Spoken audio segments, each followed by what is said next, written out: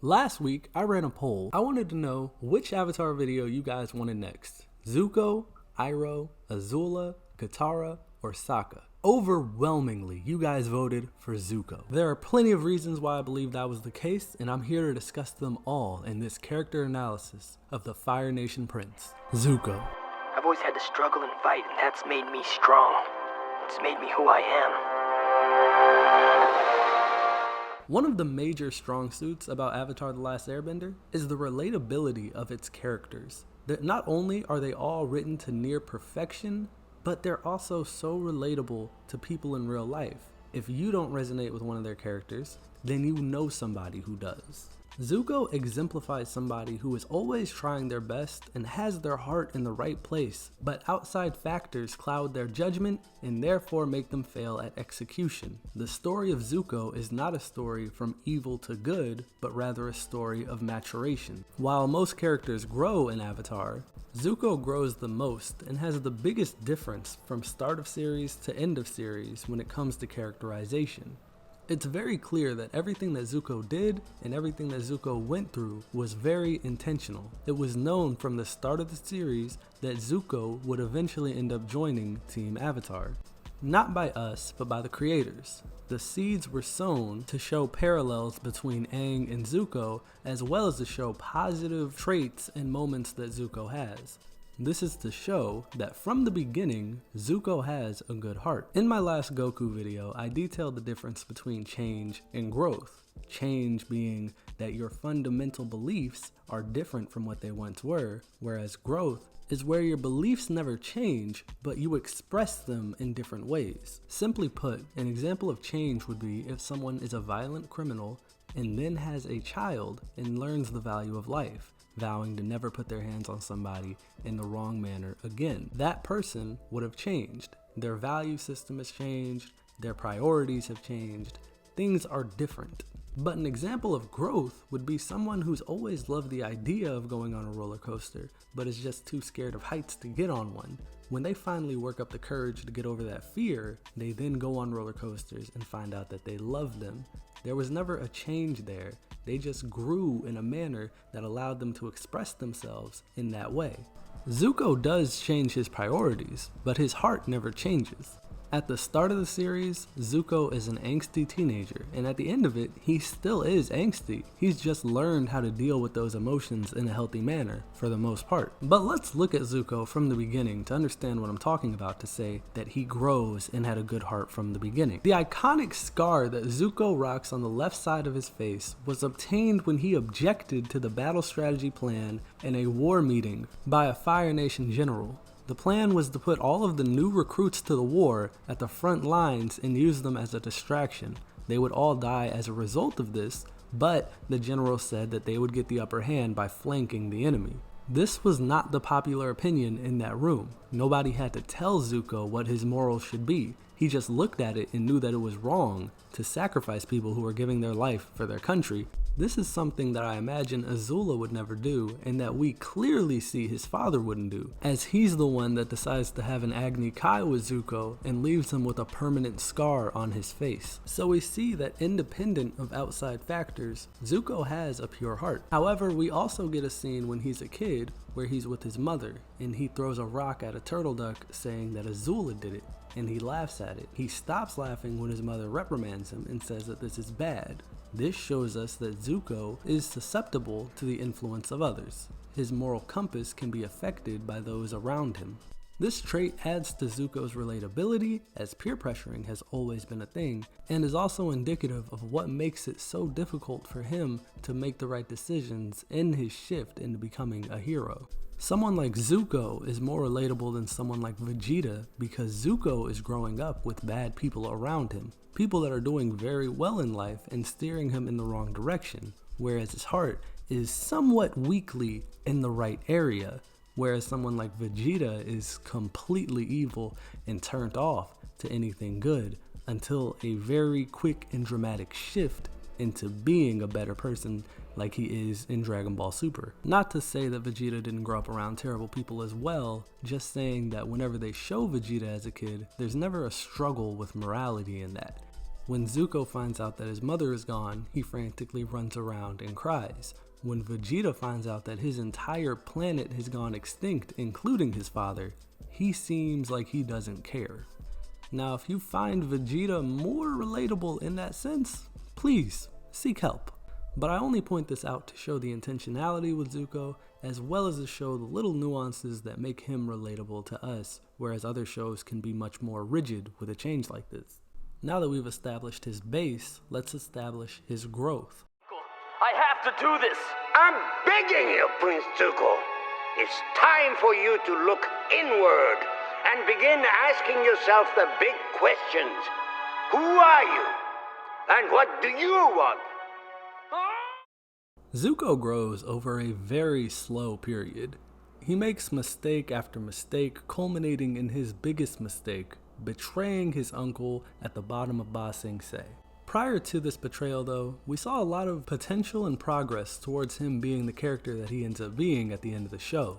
He stopped just being upset all the time, he started to enjoy being around his uncle, he had joy in his situation, and even on the way to Ba Sing Se, he had helped out Jet in order to help out the refugees having food. At the start of the show, Zuko had only been focused on his past and what happened to him. Everything he did was to regain his honor, as he put it, in order to put him back at the Fire Nation as the prince where he believes he belongs, where he believes his destiny is. Ba Sing Se is the first time where we see Zuko stop being so Avatar-centric. Everything doesn't have to revolve around Aang. He starts to move in a way that is beneficial towards himself as a person. Just like in real life, this transition isn't super smooth, it's a little bit rocky. We see Zuko go on a date that he reluctantly goes on, but he still enjoys himself nonetheless. He still has adverse outbursts towards his uncle at times, up until we see him go through that fever or cold where he's fighting with his inner self. And although he conquers that fever and wakes up from it a better man, when the chips are down and he's under Ba Sing Se with Katara and the rest of the gang, he still chooses what was put into his head by his family. He spent years of his life wanting that prince position, wanting another chance at it, and when it was put right in front of him, no matter what he did to know now and to grow from that point, he still wasn't ready. He had to go back to that place where he thought he belonged to realize that he didn't.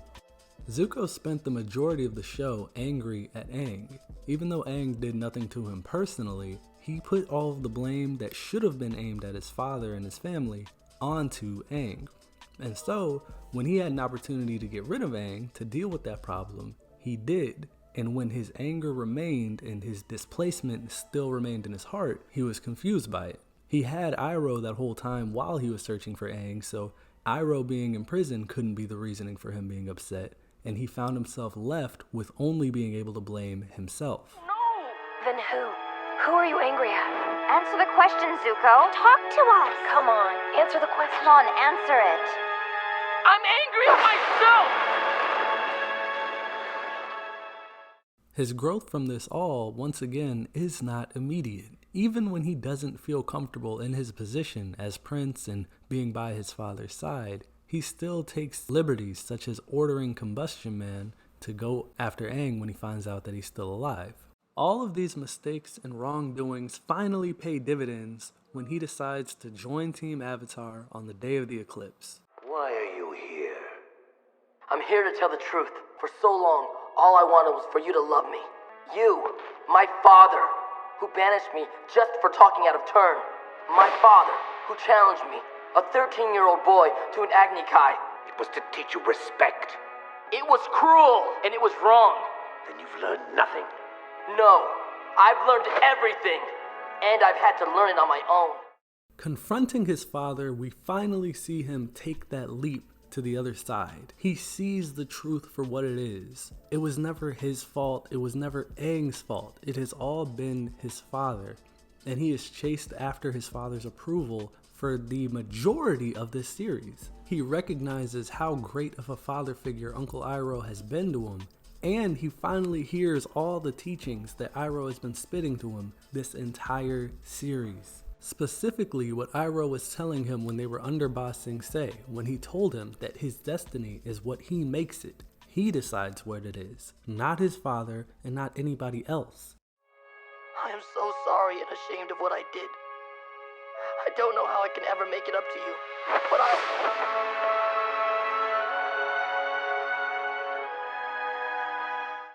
After all the trudging through the mud and this slow growth and buildup, we finally get the Zuko that we have at the end of the series. The one that was chosen to go on all of these missions with each member of the crew, because through his mistakes, he gains the most emotional intelligence outside of Iroh. This is why he's able to help each member of the team go through emotional breakthroughs. Outside of Toph, of course, who probably had the most subtle growth in the series. He helps Aang learn to firebend with a pure heart during the Sun Warrior episodes. He helps Katara track down the one who killed her mother, and is there as she frees herself from that pain. It's important to mention here that while Zuko did help her find her mother's killer, he was willing to let her kill him. He didn't know everything. He's still growing even at this point. He's just reached a high level of emotional intelligence in order to know what each of these people needed. Keep in mind, Katara didn't even have finding her mother's killer in mind. She was just pointing a lot of anger at Zuko, and Zuko figured out that is where the source of that anger was coming from. And he hops right into action to help Sokka find his father when he found out that he was imprisoned on the boiling rock. Zuko doesn't try to talk Sokka out of it because he sees that this is something that he needs. And he just goes into how to help him, in the same way that Iroh helped out Zuko for such a long time tracking down the Avatar. Sometimes people just need to go through something, and your job is just to be there to positively reinforce them throughout it and be there when they get through it. Zuko knows this because he's been through it, and Uncle Iroh has done that for him, and now he's paying it forward. Even when his angstiness pops up on the beach episode, where he attacks Aang and the rest of the group because they're relaxing when they should be preparing, when he finds out why, he explains to them why they can't be relaxing right now.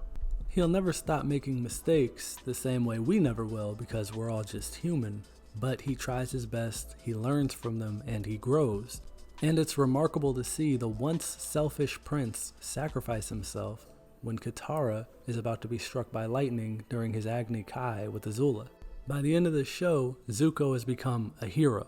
Not because he does ridiculous feats or because he's a main character, but because his heart is always in the right place and he's learned when and where to use that information and applies it every chance he gets. I love the writing and the design on this character and so many others on this show, and I have a lot more that I plan on saying, but that's all I have for today. Later.